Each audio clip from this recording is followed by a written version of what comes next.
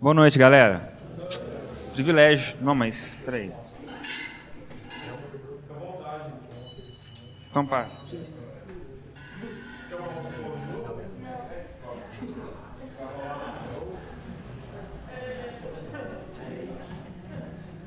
Agora eu me sinto mais grande. Privilégio estar aqui com vocês. Assim, desde que a gente voltou, né, já tinha comentado isso com o Gustavão, com o Rafa, com o Ariovaldo. Desejo da gente estar aqui, poder compartilhar com vocês, poder, né, ter um tempo aqui com vocês. É bênção. É bênção ver vocês crescendo, né? Esse aqui é o terceiro lugar do manifesto, ou o quarto? Nossa, Deus. Ele já vai mudando, já indo para o sexto, em nome de Jesus. Mais 2 anos da mofo. Bênção. Tem uma palavra que eu tenho compartilhado. Na verdade não é uma palavra, mas é uma reflexão. Que eu tenho compartilhado ela de diversas formas, usando textos diferentes. Que é assim que Deus trabalha na minha vida. Não que Deus às vezes não me traga uma palavra específica, como já fez. Mas o jeito que Deus gosta de trabalhar na minha vida é assim. É algo para eu ficar meditando. E eu gasto tempo. E isso que eu quero compartilhar com vocês é algo que Deus me trouxe quando eu estava na Inglaterra. E meditando sobre isso. E olhar aqui uma igreja, né, jovem, com exceção do Ariovaldo. Você está rindo, mas não adianta. Chega também para você, cara. Estou meio trepidado, tá certo. Mas, por ser uma igreja jovem, eu acho extremamente coerente essa palavra para vocês, para nós aqui, meditar nisso, porque estamos crescendo, estamos aí buscando o 6º lugar para ir, né? Estamos vendo mais gente nova, gente comprometida, gente que quer se comprometer, gente que está no começo dessa caminhada com Jesus, que doideira que é essa, como é que é isso, abrir mão do quê? Então, mais do que nunca, eu acho que essa palavra, essa reflexão, ela tem tudo a ver com esse momento que vocês estão vivendo aqui como Igreja do Manifesto. E o que eu quero refletir com vocês a hora que eu falar do que vai parecer assim muito básico, muito simples, mas a gente vai perceber que essas coisas básicas, justamente por elas serem muito aparentemente básicas, nós acostumamos esquecer delas. O que eu quero compartilhar com vocês é simplesmente a nossa relação com Deus. Como ela se dá. Como é que a gente tem trabalhado a nossa vida com Deus, essa relação?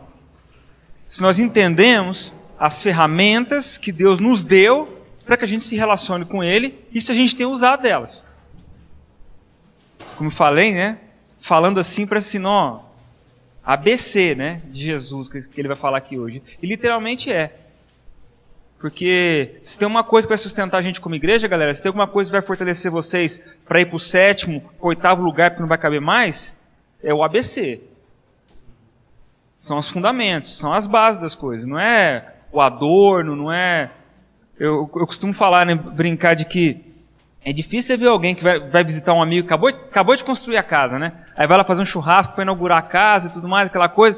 Aí o pessoal chega e fala, nó, rapaz, que fundação bem feita.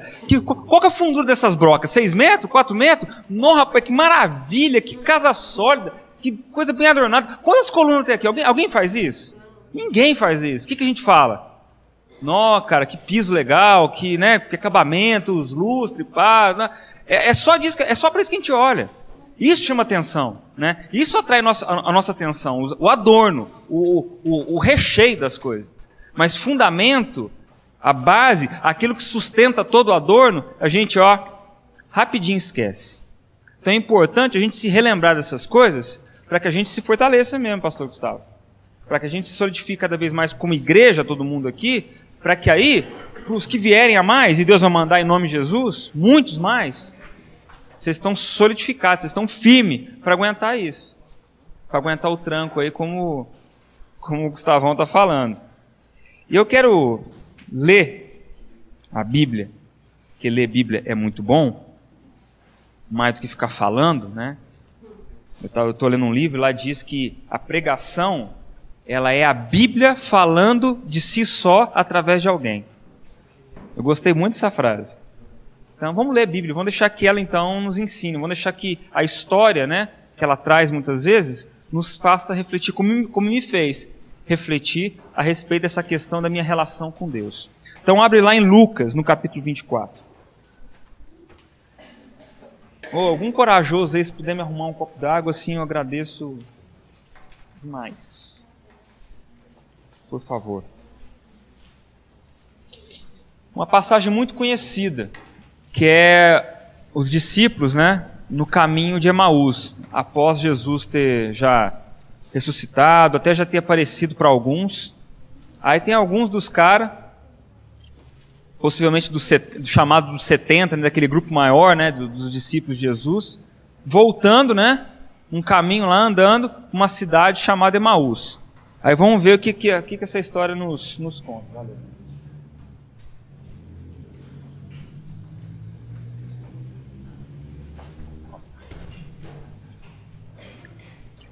A partir do verso 13. Acompanhe comigo.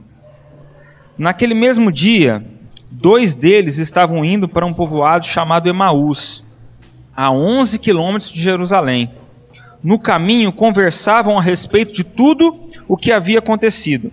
Enquanto conversavam e discutiam, o próprio Jesus se aproximou e começou a caminhar com eles. Mas os olhos deles foram impedidos de reconhecê-lo.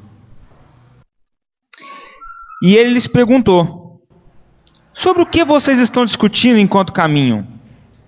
Eles pararam com os rostos entristecidos. Um deles, chamado Cleopas, perguntou-lhe: você é o único visitante em Jerusalém que não sabe das coisas que ali aconteceram nesses dias? Aí Jesus dá corda. Jesus pergunta: que coisas? Perguntou ele. O que aconteceu com Jesus de Nazaré? Respondeu ele. Ele era um profeta, poderoso em palavras, em obras, diante de Deus e de todo o povo. Os chefes dos sacerdotes e as nossas autoridades o entregaram para ser condenado à morte e o crucificaram. E nós esperávamos que era ele que ia trazer redenção para Israel. E hoje é o 3º dia desde que tudo isso aconteceu. Algumas das mulheres entre nós nos deram um susto hoje. Elas foram bem cedo ao sepulcro e não acharam o corpo dele. Voltaram e nos contaram ter tido uma visão de anjos que disseram que ele está vivo. Alguns dos nossos companheiros foram ao sepulcro e encontraram tudo exatamente como as mulheres tinham dito, mas não viram. Ele lhes disse: como vocês custam a entender e como demoram a crer em tudo o que os profetas falaram. Não devia o Cristo sofrer estas coisas para entrar na sua glória? E começando por Moisés e todos os profetas, explicou-lhes o que constava a respeito dele em todas as Escrituras. Ao se aproximarem do povoado para o qual estavam indo, Jesus fez como quem ia adiante. Mas eles insistiram muito com ele: fique conosco, pois a noite já vem e o dia está quase findando. Então ele entrou para ficar com eles. Quando estava à mesa com eles, tomou o pão, deu graças, partiu e deu a eles. E então os olhos deles foram abertos e o reconheceram, e ele desapareceu da vista deles. Perguntaram-se um ao outro: não estava queimando o nosso coração enquanto ele nos falava caminho e nos expunha as Escrituras? Senhor Deus, eu peço em nome de Cristo Jesus, Pai, que essa palavra seja coerência para a nossa vida, que a gente possa aprender a história, o exemplo, Pai, que essa história nos traz para a nossa própria vida, Pai, para a nossa relação com o Senhor. Que o Senhor fale como falou comigo, ao coração de cada um, Pai, que essa palavra entre como flecha aguda, para tirar toda dúvida, toda incredulidade, toda confusão. Que o Senhor nos amadureça essa noite, Pai, em nome de Cristo Jesus. Amém. Vou falar uma coisa para vocês. A primeira vez que eu voltei, não a primeira vez, né? Mas eu estava lá na Inglaterra e eu peguei para meditar nessa passagem. Eu não sei nem lembro por que eu fui ler isso, que eu fui ler essa passagem. Mas me bateu um sentimento muito esquisito, esquisito, mas que possivelmente passa na cabeça de muitos quando leem passagens como essa. E o sentimento é o seguinte: não sei se você lendo agora comigo, passou isso para sua mente. No meu sentimento foi o seguinte: mas como? Como que esses caras não deram conta de reconhecer Jesus? Aqui não descreve Cleopas e esse outro cara há quanto tempo que eles tinham se convertido. Então, considerando que o ministério de Jesus foi um ministério de 3 anos, vamos dar uma canja que os caras, pelo menos assim, male, andaram 1 ano com Jesus. Para estar ali parte dos discípulos, conhecer a galera, já ter sido enviado para trabalho missionário. Possivelmente ali ficaram 1 ano juntos. 1 ano com Jesus. Você tem noção, cara? 1 ano com o mestre. Jesus encarnado, fazendo milagre, curando, amando, ensinando, sabedoria vindo do alto, de Deus, poder. Não, com Jesus ali. E os caras não deram conta de reconhecer ele. Ele chegou para andar com eles, eles já deram rala em Jesus. Onde você estava, cara? Onde você estava que você não sabe o que aconteceu aqui? Bicho, você é muito alienado, cara. Rolou um barraco aqui, tá todo mundo atrás da gente, agora vamos quebrar tudo. Onde você estava? E Jesus, é mesmo? Me conta mais. O que aconteceu que eu não estou sabendo? Né? E os caras dando uma lição histórica para Jesus lá do que tinha rolado, né? E Jesus fala, cara, vocês não entenderam nada, né? Então, quando eu li, eu confesso para vocês que rolou uma certa arrogância no meu coração. Uma certa prepotência de dizer como que esses caras não conseguiram reconhecer Jesus. E aí aquela frase desgraçada. Se fosse eu, seria diferente.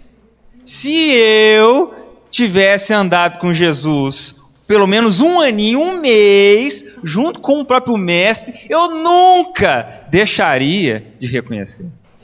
Aí subiu, né? Aí sobe na mente, né? Porque você olha... É igualzinho quando você lê lá a galera no deserto. É o mesmo sentimento. Você olha lá e vem, né?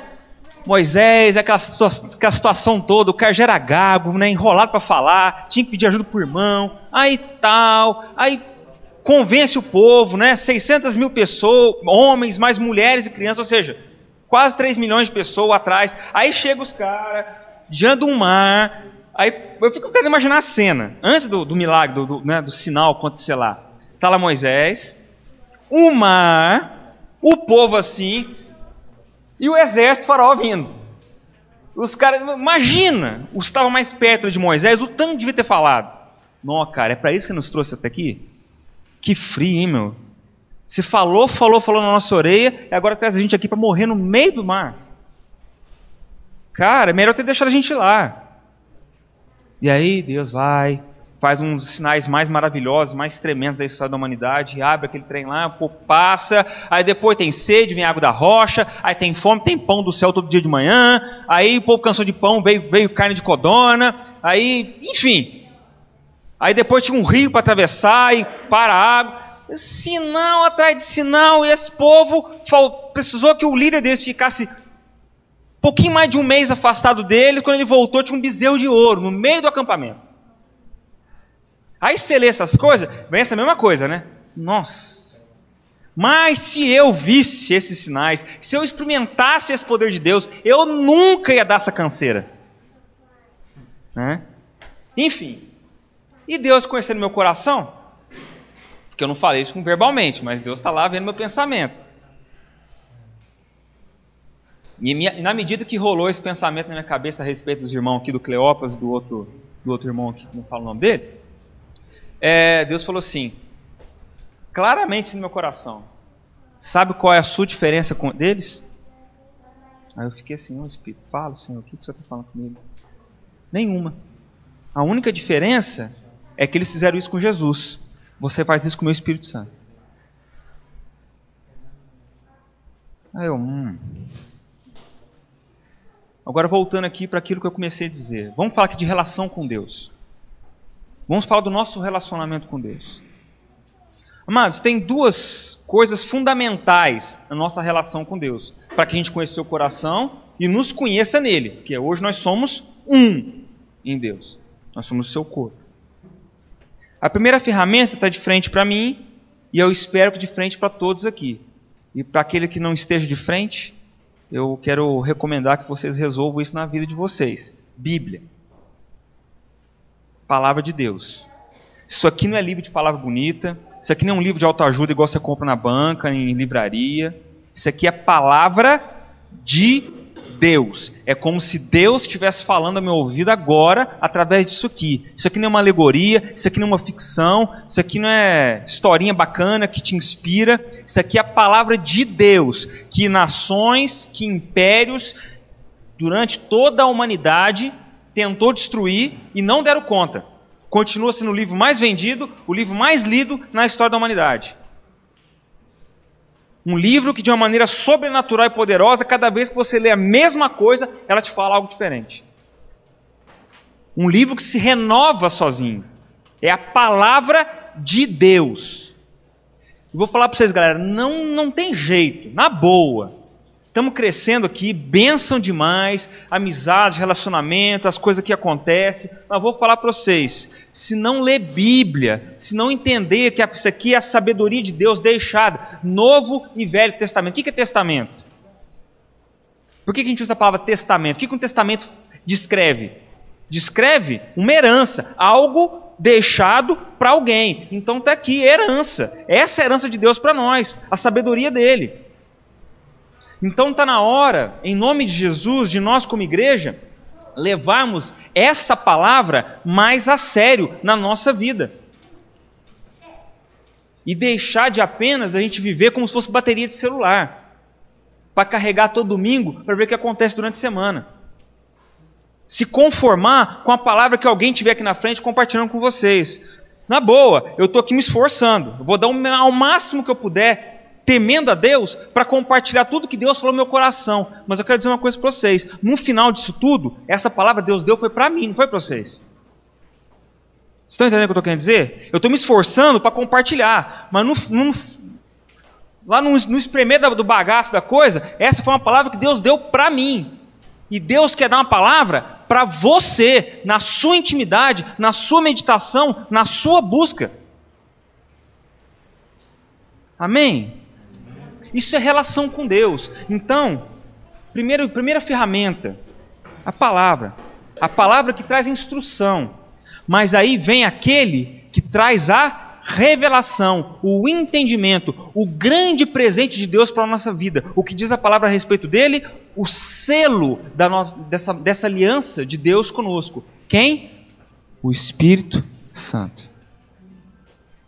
E às vezes, eu nos pego, nós, igreja geral, eu nos pego tendo uma relação muito equivocada com o Espírito Santo.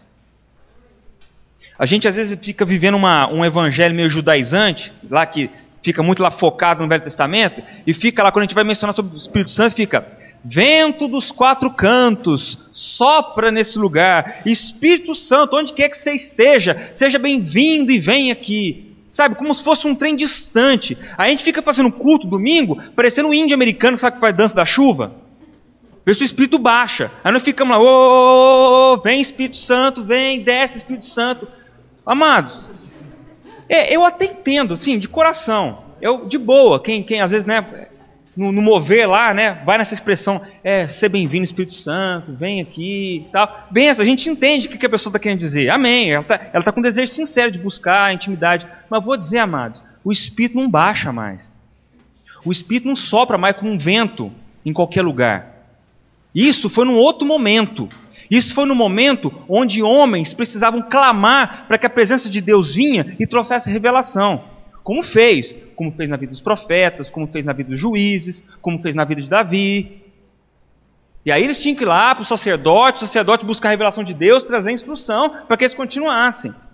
Mas aí vem Jesus, paga o preço, resolve essa bagaça, cura todo mundo, perdoa todo mundo, salva o mundo e sela uma nova aliança. E acabou, galera. Essa aliança foi feita. Sabe que aliança que é essa? Que agora o Espírito dele seria derramado sobre toda a carne.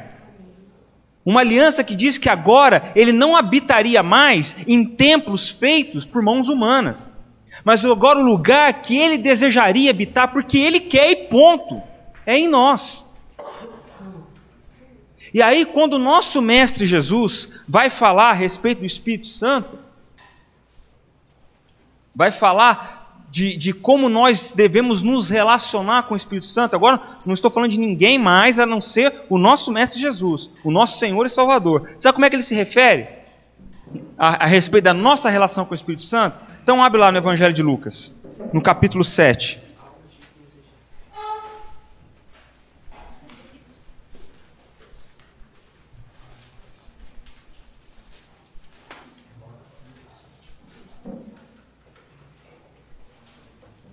Rapaz, é tremendo, porque aí Jesus, e ele, não só aqui, mas em diversos outros momentos, ele se refere dessa mesma forma, né, dessa relação que agora é uma relação intensa, é uma relação íntima, é uma relação interior, não é mais essa coisa, vento, onde você está, o Espírito vem e fala. Jesus nos deixa agora indesculpáveis perante Ele, quando a gente vem com essa coisa de que, não sei onde está Deus, tem que buscar Deus, tem que entender onde é que Deus está, onde é que Deus fala. Então, você quer entender onde é que Deus está? Você quer entender onde que Deus fala? Então, vamos ver aqui o que diz. Capítulo 7.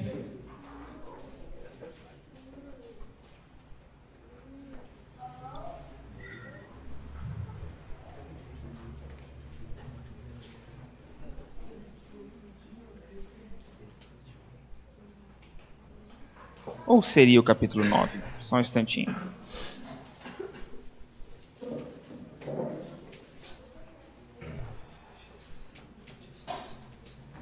Não, é Lucas 7 mesmo.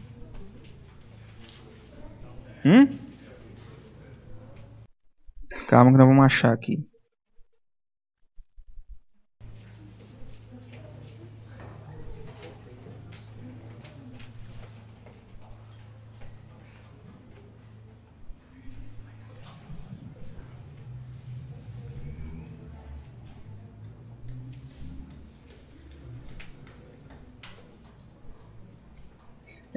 O único problema é que não está em Lucas, tá? Está em João.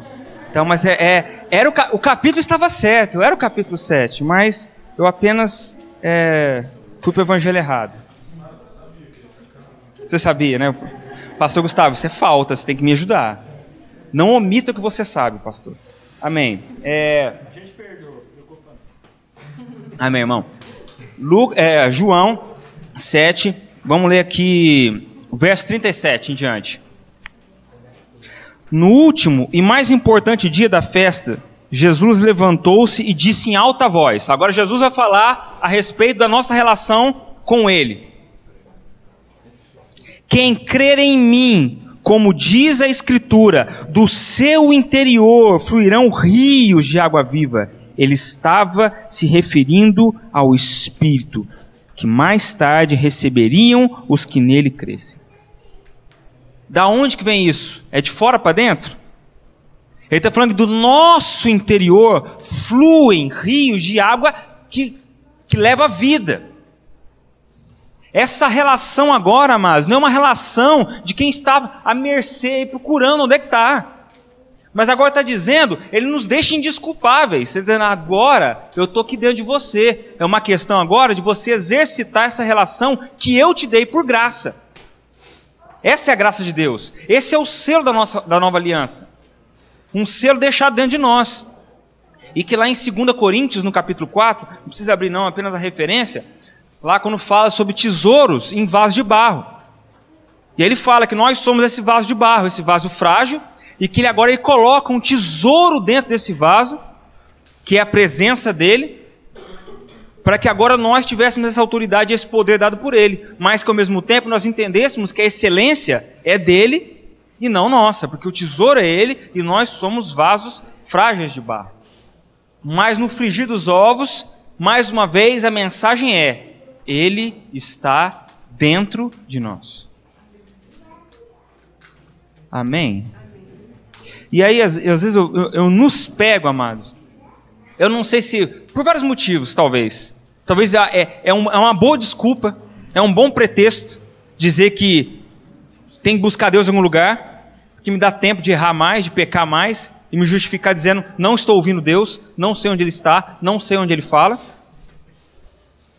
Ou infelizmente, talvez seja o que nós temos compartilhado. seja o nosso ensino, não sei. Que tem, quando eu digo nosso, não estou falando de sal da terra, não estou falando de mais, eu estou falando de igreja, em geral. Que tem, às vezes, feito o povo ficar lá numa expectativa de que... tem aquela canção que diz, o melhor de Deus ainda está por vir. E aí, rapaz, isso é brabo quando a gente ouve isso. É brabo quando a gente ouve isso. E o povo canta aquilo assim, no vigor. O melhor de Deus está por vir. Olha lá, tá vindo. Fica firme. Firme nas promessas. Rapaz, o que pode ser melhor que o Espírito Santo na sua vida? O que pode ser melhor dizer Deus, Criador dos céus, da terra, de todo o universo, mora dentro de mim. Você tem noção do que é isso? Acho que agora, na sua oração, Pai, é assim, ó. Pai, fala comigo, Senhor. Estou aqui na sua palavra, Deus. O que o Senhor quer me ensinar aqui? Fala, Espírito Santo de Deus.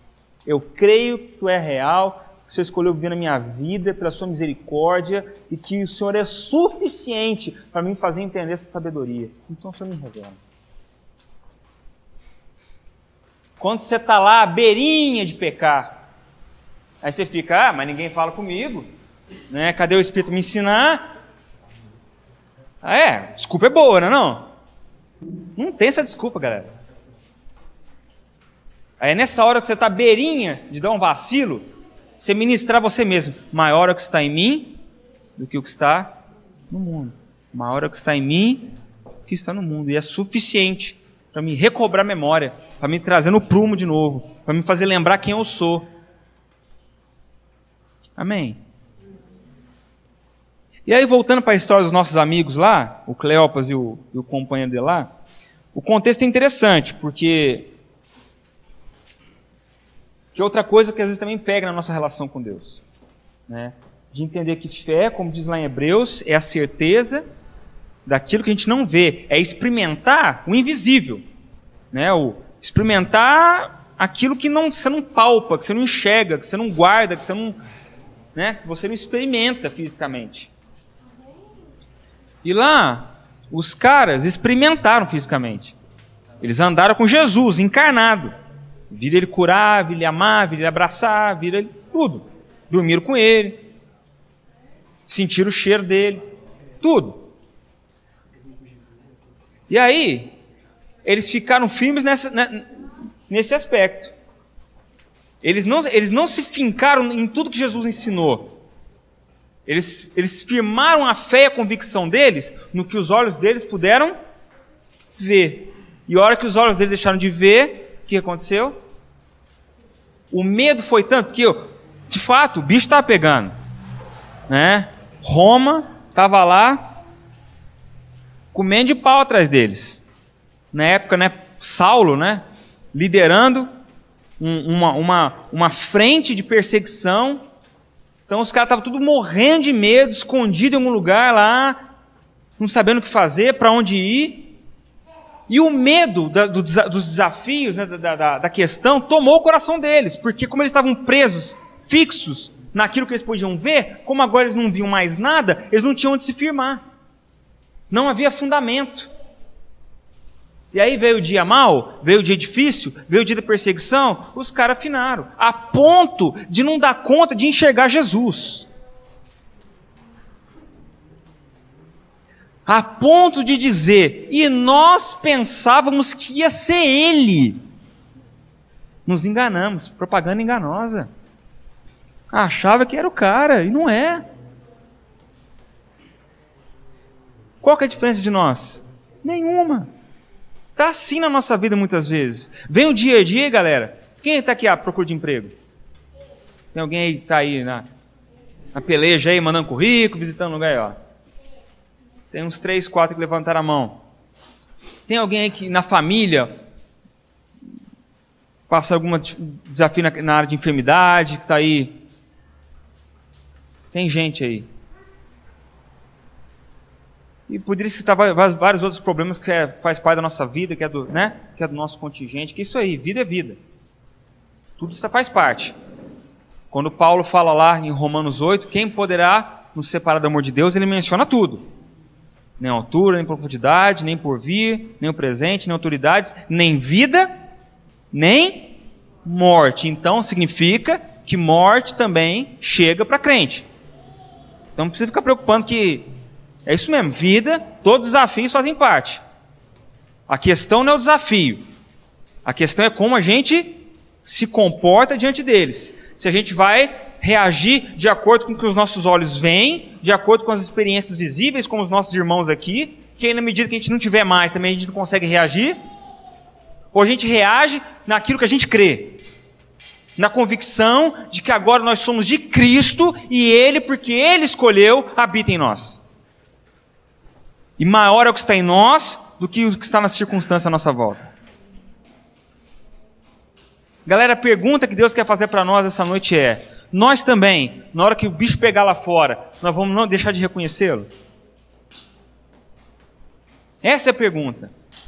A hora que a coisa estiver difícil, a hora que a tentação bater a porta, a hora que você estiver já maquinando coisas não muito legais para dizer para alguém, a hora que você estiver pensando, maquinando atitudes não muito legais para serem tomadas, será que nessa hora você vai deixar de reconhecê-lo? Ou vai deixar que ele fale o seu coração e te relembre quem você é? Não dá, moçada. Não dá para usar a desculpa de que estou no caminho, estou na busca de Deus. Conversa fiada. Ele se revelou. Essa busca não é nossa. Ele chegou até nós. Eu aceitei Jesus. Papo furado. Ninguém aqui aceitou Jesus. Foi Ele que nos resgatou. Ele que tirou as escamas dos nossos olhos e nos fez enxergar Ele. Só isso. Essa coisa de aceitar Jesus, ninguém aqui, vou te dar uma chance, não vou te aceitar. Você está implorando, né? Então, eu como sou um cara muito legal. O melhor de Deus ainda está por vir, mas eu vou te dar uma chance, Jesus. Eu vou te aceitar. Vamos ver o que acontece. Não, mas eu vou dizer para vocês. Vocês estão aqui, como o irmãozinho lá do teclado estava dizendo, não é porque você... que vontade ardente de ir para o manifesto. Hoje eu acordei assim, não vi a hora, né? Que vontade de estar lá, 7 horas, passa logo relógio, passa logo. Não, mano, nós estamos aqui porque Deus te pega pelo coração lá e fala assim, é hora de você ir. É o Espírito te convencendo. Agora, quanto mais, amados, a gente se exercita esse privilégio, nós, vasos de barro, de agora nos relacionar com esse tesouro precioso, mais, amados, de conhecimento, de sabedoria, de convicção, de firmeza, para não dar um vacilo que nossos irmãos aqui deram, quando a coisa pegar lá fora, mais firmes, fortes, convictos, nós vamos estar. Deixa eu falar uma coisa. Culto é bom demais, mas aqui, amados, não é o lugar da cura. Aqui não é o lugar para vir ter os seus problemas resolvidos. Aqui, amados, aqui não é o início. Aqui é o resultado. Culto é o lugar da celebração. Aqui é o lugar que reúne gente resolvida. É claro, gente nova chegando. Aí o resolvido vai abraçar esse novo, vai ajudá-lo, vai convidá-lo para um pequeno grupo, vai andar junto, vai ensinar a Bíblia, vai orar junto com ele. Aí é andar caminho. Mas aqui, amados, aqui não é carregador de celular. Aqui, amados, é o lugar de celebrar o que Deus está falando no seu coração. Aqui é o lugar de, na hora que você estiver louvando, se agradecer a Deus as palavras que Ele tem dito ao seu coração, porque você tem se relacionado com o Espírito Santo, porque você tem lido Bíblia e Deus tem falado com você. E Deus tem te fortalecido. Não. De fato, é para romper mesmo. Não tem por que ficar desse jeito. Olha o que Deus está me falando, é isso mesmo. Vocês estão entendendo isso, gente? Culto não vai resolver a vida de ninguém. A gente pode ter um tempo abençoado, um louvor massa, a palavra, né? Deus aí tenha misericórdia da minha vida, deixa falando no seu coração. Mas no final das contas, amados, é a nossa vida com o Espírito Santo buscando instrução na sua palavra. O Espírito foi derramado sobre toda a carne. Lá não diz que o Espírito foi derramado sobre o pastor Gustavo. Lá diz que ele foi sobre todos nós. Então, de fato, nós, comissionados, chamados nessa vocação pastoral, temos uma responsabilidade gigante de encorajá-los, de conduzi-los, de instruí-los, de ensiná-los. Eu não estou me esquivando daquilo que é a minha responsabilidade enquanto meu ministério. Mas, acima de tudo, galera, eu quero dizer que esse Espírito que tem falado no meu coração, que tem me incomodado com essa palavra, é o mesmo Espírito que habita na tua vida e quer falar com você coisas que Deus reservou só para você. Quer te ensinar coisas que tem a ver com as suas necessidades, que tem a ver com os seus desafios familiares, sociais, o que quer que seja. E aí, como a gente não desfruta disso, porque a gente fica ali andando meio, esperando o vento soprar, ou o melhor de Deus que está por vir, a gente não cresce com Deus, a gente não deixa Deus falar, a gente não rompe o desafio, a gente não vence o desafio, porque a gente não entende. E Deus quer convidar a gente essa noite, eu creio. Quer convidar vocês dessa noite, e me convidar mais uma vez. Porque assim tem sido. A gente tomar uma decisão. Como a gente tomou aparentemente, essa decisão de eu quero Cristo, eu quero viver essa. Então essa decisão de parar de olhar para os lados, de olhar para cima no sentido assim, de onde que vem isso? E começar agora a exercitar, a pôr em prática esse privilégio, que é ter essa fonte que jorra de dentro de você, águas vivas que vão tocar outras, como diz lá em Ezequiel, onde essa água passar, Ezequiel 47, onde essa água passar, vai haver vida. Então Deus quer te fazer um agente de vida, não mais um no meio da multidão. Tem lá o cara reclamando de tudo, de todos, do presidente até o líder de sindicato de bairro, ele está xingando tudo, reclamando da vida, e você entra na dele. O cara está na fila do banco, se queixando de tudo, e você dá corda para aquilo. Ou às vezes, pior. A gente vê o crente reclamando e alguém que não chega assim, não rapaz, não faz assim não. Aí é triste. Aí é para dar um tiro na cabeça mesmo. Vou falar. Sabe o que é isso? É andar no caminho de Emaús e esquecer que o Espírito habita em você. É olhar as circunstâncias e agora falar, nó, dureza, hein? Nó, hein? E agora? Quem poderá nos salvar? Esperando um Chapolin Colorado aparecer. Pular do meio de uma lata de lixo lá, Da onde? Não, amados,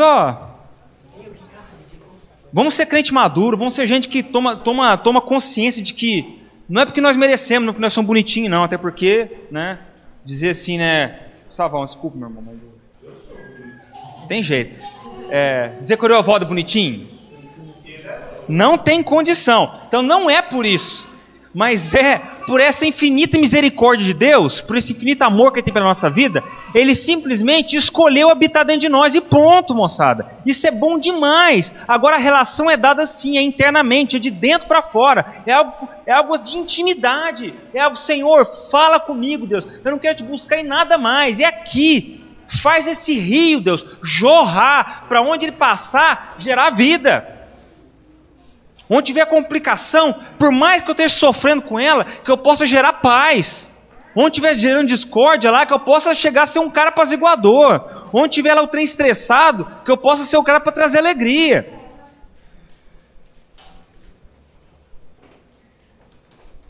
Amém, amados? Eu vou te falar, porque se não for por isso, não faz o menor sentido sermos igreja. O menor. Uma vez um pastor estava perguntando num culto lá, qual a razão da igreja existir? Por que a igreja existe? Aí aqueles mais assim, teologicamente rebuscados, Já chego lá no âmago da coisa. Ele já levantou. A igreja existe para glorificar a Deus. E de fato é o que diz a respeito da igreja. Mas aí vem o grande ponto. O que é glorificar a Deus? Porque tem gente achando que glorificar a Deus é ficar assim. Me atrapalha, não estou glorificando a Deus. Né? Então, o pobre, né? O necessitado, o irmão com a dúvida na Bíblia, alguém precisando de oração, você não me incomoda. Você não está vendo? Estou aqui sendo igreja. Então, amado, vou dizer uma coisa. Se for essa a razão da gente estar aqui, vou dizer, então vamos pedir para Deus fulminar nós tudo agora e levar a gente para o céu, porque lá vai ser a adoração perfeita, com os anjos cantando assim, música de melhor qualidade, top de linha, direto. Então, se essa é a nossa intenção, então vamos para o céu e resolve a parada. Agora, se a gente entender o que é glorificar a Deus, o que Jesus fala? Jesus fala: meu Pai é glorificado em quê? Está lá na sua... Em João 15, nisto o meu Pai é glorificado. Aí no verso 8 ele diz, em que deis fruto. E lá no verso 16 ele fala, e frutos que permaneçam. Então você quer me glorificar? Então deixa esse rio de água viva, meu irmão, jorrar da sua vida, para que você possa gerar fruto. Aí você está me glorificando, aí você está sendo igreja. Isso é glorificar a Deus. Eu quero orar agora. Em nome de Jesus, para quem quer, que está firmado nessa estaca, que está solidificado nesse fundamento, que a gente não enxerga, mas que é a solidez da nossa vida, de que nós somos templo do Espírito Santo de Deus, Ele não está em nenhum outro lugar, Ele não é vento que fica soprando nos quatro cantos mais, Ele habita, dentro de você e jorra de dentro de você como um rio de água vida. E se você quer orar comigo para que Deus renove essa convicção no seu coração, se há medo, se há dúvida, se há receio, se há armadilha de Satanás te fazendo acreditar em outras coisas, eu quero te convidar a ficar de pé para a gente orar junto. Se você quer, não precisa entrar na onda de ouro assim, porque um levantou e levantou no mundo, não. Você levanta se você quiser. Se você quiser orar comigo, porque eu quero orar. Porque assim, eu vim aqui pensando, ó Deus, eu tô precisando compartilhar isso de novo para ser renovado de novo. Nessa certeza. De que, poxa vida, eu preciso crer. Eu preciso crer, cara, que Deus está comigo. Eu preciso deixar de ficar esperando algo melhor. O melhor de Deus para a minha vida e para a sua foi feito há 2012 anos atrás na cruz do Calvário, quando o nosso Senhor e Mestre morreu para que nós pudéssemos aqui hoje estar como igreja. E logo depois disso Ele selar essa relação, essa aliança com o Espírito Santo dele na nossa vida. Eu quero te convidar primeiramente a fazer essa oração, não apenas ouvir a minha oração. Você põe a mão no seu coração mesmo, como sinal profético, porque nesse ambiente aqui que Deus trabalha. Coloca a mão no seu coração, na boa. Não tem nada de místico nem religioso nisso não. Apenas como sinal profético, da sua disposição, do seu desejo, de ter essa convicção renovada no seu coração, de que você é o lugar que Deus habita. Que a sua relação com Deus é interna, que Ele está acessível agora para falar com você. E agora, qualquer que seja seu medo, sua dúvida, seu receio, a sua dificuldade de viver isso, você fala com Deus agora. Faça a sua oração aí.